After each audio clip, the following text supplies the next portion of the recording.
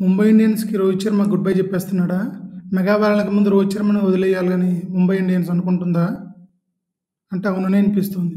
Team India captain Mumbai ఇండియన్స్‌కి 5 సార్లు IPL trophy అందించిన రోహిత్ శర్మని ఆ టీం నుంచి బయటకు తోసేయాలని చూస్తున్నారా? లేదంటే రోహిత్ శర్మే హార్దిక్ పాండ్యా కెప్టెన్సీ ఇచ్చేసాను ఇక నేనెందుకు ఇక్కడ అని చెప్పి టీం నుంచి బయటకు వచ్చా అనుకుంటున్నాడు తెలీదు. కానీ వచ్చే మెగా వేలంలో మాత్రం రోహిత్ శర్మ వేలంలోకి వస్తున్నాడు, టీంలో ఉండట్లేదు ముంబై ఇండియన్స్‌లో అని చెప్పి కొన్ని వార్తలు చెప్తున్నాయి. టీమిండియా కెప్టెన్ ముంబైకి 5 సార్లు ఐపీఎల్ ట్రోఫీ అందించిన రోహిత్ శర్మ ఈసారి ముంబై ఇండియన్స్‌లో ఉండట్లేదు. మెగా వేలానికి ముందు అయితే రోహిత్ శర్మ అయినా ఆ టీం నుంచి బయటకు వచ్చేస్తున్నాడు, లేదంటే ముంబై ఇండియన్స్ అతన్ని బయటకు పంపించేస్తుంది. ఎటు లాస్ట్ ఇయర్ హార్దిక్ పాండ్యాని తీసుకొచ్చి కెప్టెన్గా చేశారు కాబట్టి రోహిత్ శర్మని తోసేద్దాం పక్కకి అని ముంబై అనుకుంటుందా? లేదంటే హార్దిక్ పాండ్యాని కెప్టెన్ చేశారు కాబట్టి నేను ఇక ఇక్కడ ఉండకూడదు అని రోహిత్ అనుకుంటున్నాడా? తెలియదు. ఇప్పుడు రోహిత్ శర్మ కనుక ముంబై ఇండియన్స్ నుంచి బయటకు వచ్చేస్తే అతని కోసం అన్ని టీంలు కూడా వేలంలో కోట్లు కుమ్మరిస్తాయి. కానీ 3 టీంలకు మాత్రం రోహిత్ శర్మ చాలా అంటే చాలా అవసరం. ఆ 3 టీంలు ఏంటి? రోహిత్ శర్మతో వాళ్ళకి అవసరం ఏంటనేదే ఈరోజు మనం మాట్లాడుకుందాం.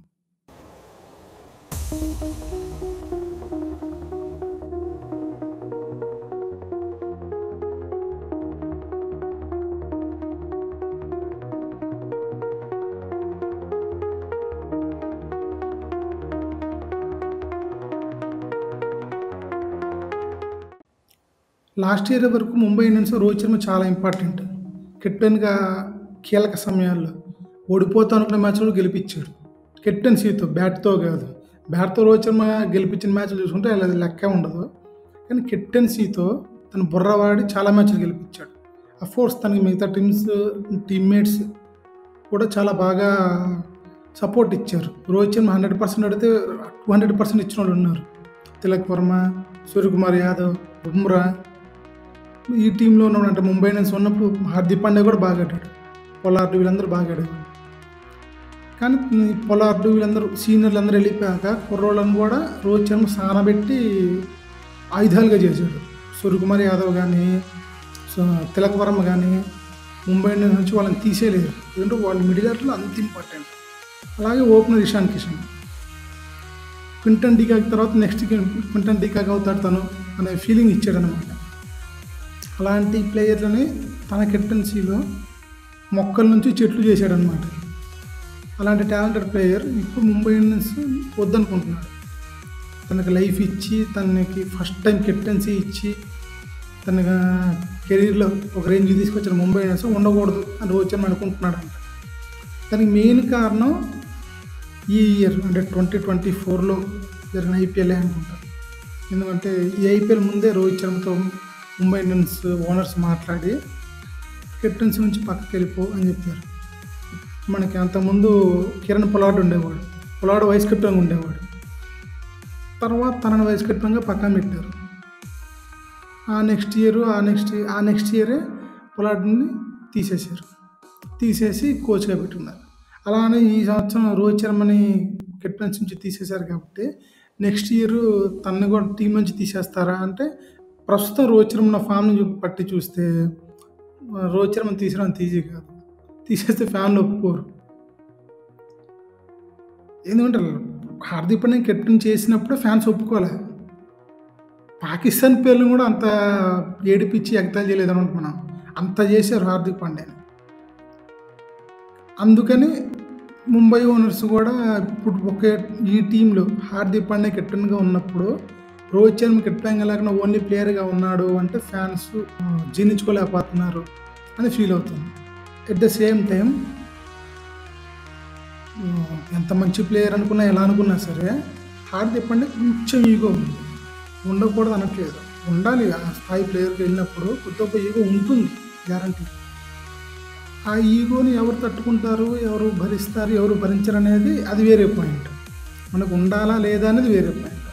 హార్దిక్ పాండ్యా కొంచెం ఈగో ఉంది. అదే టైంలో సూర్యకుమార్ యాదవ్, బుమ్రా వీళ్ళకి కూడా ఇంటర్నేషనల్ లెవెల్లో టీంలో కెప్టెన్సీ చేసిన ఎక్స్పీరియన్స్ ఉంది. అలాంటి వాళ్ళని కాదని చెప్పి పక్క టీం అంటే గుజరాత్ టైటన్స్ కెప్టెన్గా ఉన్న హార్దిక్ పాండ్యాని తీసుకొచ్చి మళ్ళీ మా నెత్తిన పెట్టారు. మా ఫ్రెండే కానీ పక్క నుంచి తీసుకొచ్చి మా నెత్తిన పెట్టారని వీళ్ళకి ఫీలింగ్ ఉంది.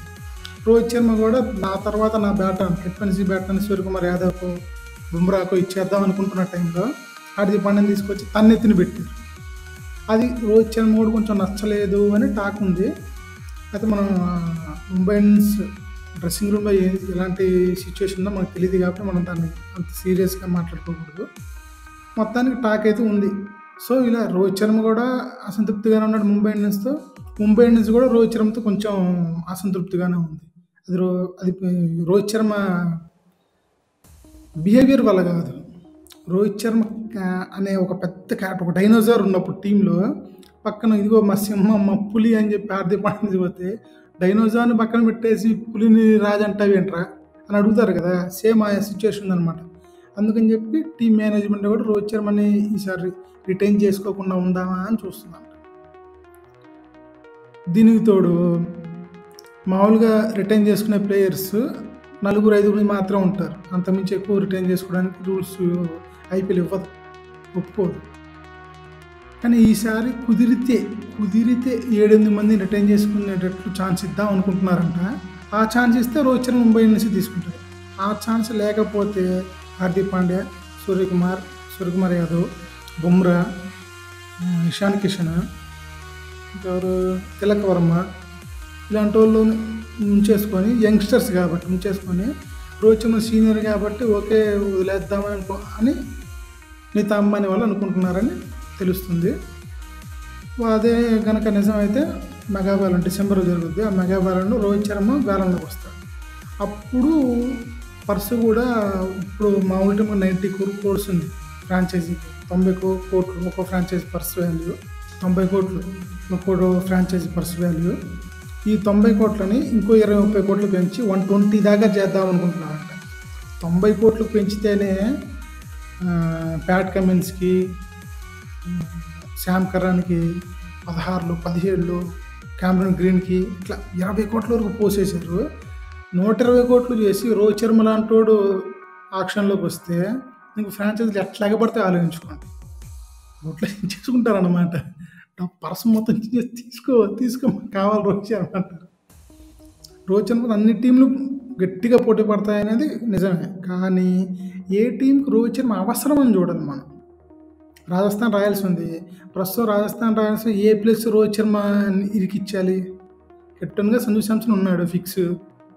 ఓపెనర్గా జైస్వాల్, బట్లరు ఉన్నారు. సో రాజస్థాన్ రాయల్స్ ఇలాంటి టీమ్స్ రోహిత్ శర్మ కోసం పోటీ పడతాయి కానీ మరీ ఎక్కువ ఖర్చు పెట్టేసి ఉండవు. అంటే వేలం బిగిన్ అయితే రోహిత్ శర్మ కోసం ఫస్ట్ వెనక్కి వెళ్ళిపోయే టీంలు రాజస్థాన్ రాయల్స్ ఇలాంటివి అనమాట. కానీ చివరి వరకు రోహిత్ శర్మ కోసం కొట్టుకుంటాయి ఈ టీమ్స్ అని 3 టీమ్స్ ఉన్నాయి. ఆ 3 ఏంటంటే ఫస్ట్ది చెన్నై సూపర్ కింగ్స్. అదేంటి చెన్నై సూపర్ కింగ్స్కి రోహిత్ శర్మ ఎందుకు? వాళ్ళకి ఇంటర్నేషనల్ ప్లేయర్ని ఓపెనర్గా పెడతారు, ఒక రౌండ్ పంపిస్తారు గైక్వాడ్ని, ఇంకేంటి అనుకోవచ్చు మనం. కానీ ఇక్కడ పాయింట్ ఏమవుతుందంటే సిఎస్కేకి నెక్స్ట్ ఇయర్ వచ్చే అతి పెద్ద లోయ అన్నమాట ధోని లేకపోవడం. ఈసారంటే అన్క్యాప్డ్ ప్లేయర్గా బీసీసీఐ ఒప్పుకుందామని చూస్తుందంట. సో అన్క్యాప్డ్ ప్లేయర్గా ఒప్పుకుంటే ఈ సీజన్ ఆడతాడు ధోని. కానీ నెక్స్ట్ సీజన్ ఆడలేడు. ఎందుకంటే ఇప్పుడే 43, ధోని 44 వస్తాయి. 44 వచ్చాక అంత యాక్టివ్గా ఉంటాడని నేను అనుకోవట్లేదు. ఆడితే మంచిది, నేను చూస్తాను.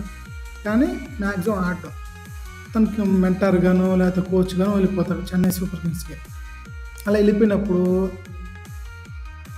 ఆ ప్లేస్ని భర్తీ చేయాలి. వికెట్ కీపింగ్ చేయనక్కర్లేదు. వికెట్ కీపింగ్ ఎవరో కొన్ని కొత్త కుర్రను తెచ్చుకుంటారు, లేకపోతే డెవాన్ కాన్వే రిటర్న్ వస్తాడు, ఏదో ఒకటి జరుగుతుంది.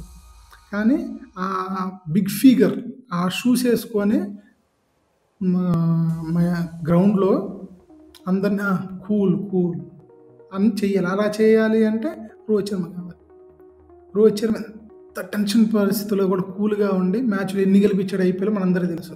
సో ఆ కూల్నెస్ని ముంబై వద్దనుకుంటే మేము తీసేసుకుందాం, ధోని ప్లేస్ రిప్లేస్ చేద్దాం అని చెప్పి సిఎస్కే అనుకుంటుంది. అందుకని చెప్పి రోహిత్ శర్మ కోసం ఎంత ఖర్చు పెట్టాలి, నెక్స్ట్ అంటే రోహిత్ శర్మకి మళ్ళీ కెప్టెన్సీ ఇవ్వలేరు ఇక్కడ, ఎందుకంటే గైక్వాడ్ని ఫ్యూచర్ కెప్టెన్గా చేద్దాం అనుకుంటున్నారు కాబట్టి. అలా రోహిత్ శర్మ కెప్టెన్సీ ఇవ్వకపోయినా ఓపెనర్గా ఇస్తామో లేదో తెలియదన్న ఇప్పుడేటో గైక్వాడ్ని 3వ ప్లేస్ అలవాటు చేస్తున్నారు. సో రోహిత్ శర్మని తీసుకుంటే ఓపెనింగ్ చేయించవచ్చు అలా అనుకున్నా సరే రోహిత్ శర్మ చుట్టూ టీంని బిల్డ్ చేద్దాం బలంగా, తర్వాత రోహిత్ శర్మ వెళ్ళిపోయినా సరే ఆ టీం ఉంటుంది, ఆ ప్లేస్ ఇంకొకరిని పెట్టుకోవచ్చు అని సిఎస్కే ప్లాన్ చేస్తుంది. ఆ పని ఎంతవరకు సక్సెస్ అవుతుందో యాక్షన్ అయిపోయేదాకా తెలియదు. ఇంకా నెక్స్ట్ రోహిత్ శర్మ కోసం గట్టిగా పోటీ పడే రెండో టీము ఆర్సీబీ. 16 ఏళ్ళు అయిపోయింది, ఒక్కసారి కూడా కప్పుకోవట్ల. ఫైనల్ దాకా వెళ్ళినా ఓడిపోయింది. కోహ్లీ, గేలు, డివిలియర్స్ ఇలాంటి ప్లేయర్స్ని పెట్టుకొని కూడా కప్పు మాత్రం గెలవలేకపోయింది ఈ టీం. అందుకే అది వీళ్ళకి కెప్టెన్ ఇప్పుడు ఫ్యాఫ్ డూప్లెసిస్ ఏజ్ కూడా 40. సో 40 ఇయర్స్ కాబట్టి మళ్ళీ ఇప్పుడు డూప్లెసిస్ని రిటైన్ చేసుకొని ఫ్యూచర్కి కూడా కెప్టెన్సీ ఇస్తారని నేను అనుకోను. అందుకని కోహ్లీకి కెప్టెన్సీ ఇద్దామా అంటే కోహ్లీ ఇంట్రెస్ట్గా లేడు ప్రస్తుతానికి. కెప్టెన్సీ నాకు వద్దు, నేను ప్లేయర్గా ఉండిపోతాను అనే మూడ్లో ఉన్నాడు కోహ్లీ. సో కోహ్లీ కెప్టెన్సీ వద్దు, డూప్లెసిస్ లేడు, నెక్స్ట్ కెప్టెన్ ఎవరు చేయాలి? ఈ కెప్టెన్సీ ప్లేస్ ఖాళీ అవుతుంది కాబట్టి రోహిత్ శర్మని వేరన్నా ఎంతకన్నా కొనేసి రోహిత్ శర్మని కెప్టెన్ చేద్దాం. రోహిత్ శర్మ కెప్టెన్, కోహ్లీ టీంలో ఉంటాడు, వీళ్ళిద్దరూ లాగేస్తారు టీంని అని ఆర్సీబీ అనుకుంటుంది. ఇలా రోహిత్ శర్మ ఆర్సీబీ కొనుక్కోవడం కూడా చాలా చాలా కలిసి వస్తుంది ఆ టీంకి. ఎందుకంటే చిన్నస్వామి స్టేడియం లాంటి చోట ఎంత బుర్ర పడితే కానీ మనం డిఫెండ్ చేసుకోలేం స్కోర్ని, ఎందుకంటే చిన్న గ్రౌండ్ కాబట్టి. అదే టైంలో ఫస్ట్ బ్యాటింగ్ చేస్తే భారీగా ఆడేయాలి, సిక్స్లు అలా గుడ్డిగా అసలు నువ్వు బంతి ఎక్కడన్నా నేను 6 కొడతా అనే రకం ప్లేయర్ కావాలి. రోహిత్ శర్మ అలాంటి ప్లేయర్. అది ప్రస్తుతం ఉన్న ఊపులో చిన్నస్వామి స్టేడియంలో మ్యాచ్ పెడితే మళ్ళీ T20 200 కొట్టేట్టున్నాడు రోహిత్ శర్మ. కాబట్టి రోహిత్ శర్మని ఆర్సీబీ తీసుకోవాలని కూడా తప్పలేదు, తీసుకుంటే మంచిది. కోహ్లీ, రోహిత్ శర్మ కలిసి ఆడడం ఐపీఎల్లో కూడా చూస్తారు. ఈ కొంతమంది ఎదరు ఫ్యాన్స్ ఉన్నారు, మన కోహ్లీ గొప్ప అంటే కోహ్లీ గొప్ప, హిట్ మ్యాన్ గొప్ప అంటే హిట్ మ్యాన్ గొప్ప అని సోషల్ మీడియా మొత్తం పెట్టబడి చేస్తుంటారు. వీళ్ళందరూ కూడా ఇష్టపడింది, వాళ్ళిద్దరు కలిసి ఆడి ఆర్సీబీని ఫైనల్కి తీసుకెళ్ళి కప్పు కొట్టారనుకో ఇంకా ఆ స్టోరీ వేరే లెవెల్లో ఉంటుంది అన్నమాట. ఇంక ఈ రెండు కాకుండా రోహిత్ శర్మ కోసం ఎంతైనా ఖర్చు పెట్టి టీంలో తీసుకోవాలి అనుకున్న 3వ టీం పంజాబ్ కింగ్స్. ఒక్కసారి ఫైనల్కి వచ్చిన టీం మీ 16 ఐపీఎల్ సీజన్స్లో. ఇంకా మళ్ళీ అంత గొప్పగా ఎప్పుడు ఆడలే. ఇంకా రీసెంట్గా అయితే కింద నుంచి 10లో ఉన్నామా, 9లోకి వచ్చామా, 8లో ఫినిష్ చేసామా, అబ్బో గొప్ప ఇలా అనుకోవాల్సిన పరిస్థితి వచ్చింది. లాస్ట్ ఇయర్ మినీ వేలంలో కూడా మంచి ప్లేయర్స్ని తీసుకున్నాము, శామ్ కరాన్ని కొన్నాము. శామ్ కరాన్ ఉన్నాడు, మంచి ప్లేయర్స్ ఉన్నారు, మనం వెళ్ళిపోదాం, లేపేద్దాం, బేర్స్టో ఉన్నాడు అనుకున్నాడు. ఇన్ని చేసుకుంటే ఆడికెళ్ళాక ఎవ్వడు ఆడలే.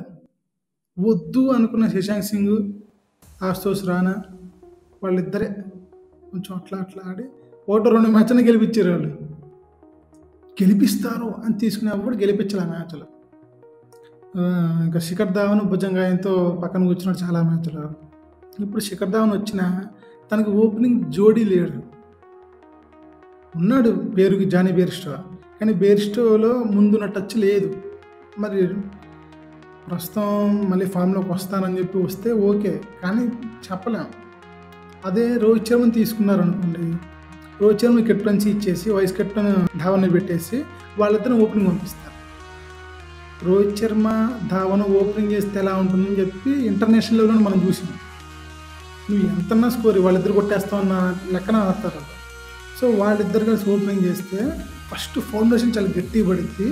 నెక్స్ట్ మిడిల్ ఆర్డర్ కొంచెం అటు ఇటు అయినా సరే చివరిలో మళ్ళీ ఆశుతోష్ రాణా, శశాంక్ సింగ్ ఇలాంటి వాళ్ళు అయితే ఉండలేమంటారు. ఈ మిడిల్ ఆర్డర్ని కూడా ఈ మెగా బ్యాలెన్స్లో గట్టిగా చేసుకుందాం, మంచి 2-3 ప్లేయర్ని తీసుకుందాం అని పంజాబ్ కింగ్స్ గట్టి ప్లాన్ చేస్తుంది.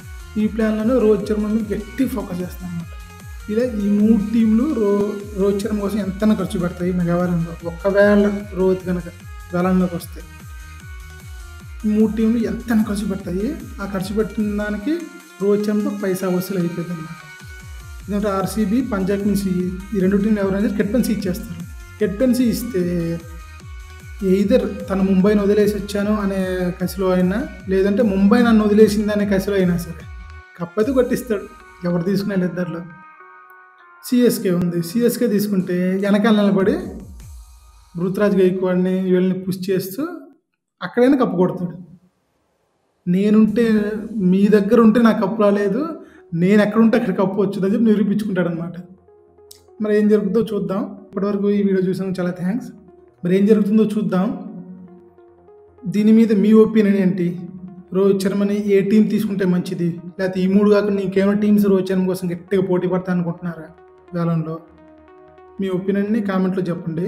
ఈ వీడియో మీకు నచ్చితే లైక్ చేయండి, ఫ్రెండ్స్కి షేర్ చేయండి. ఇలాంటి మరిన్ని వీడియోల కోసం మా ఛానల్ సబ్స్క్రైబ్ చేసుకోండి.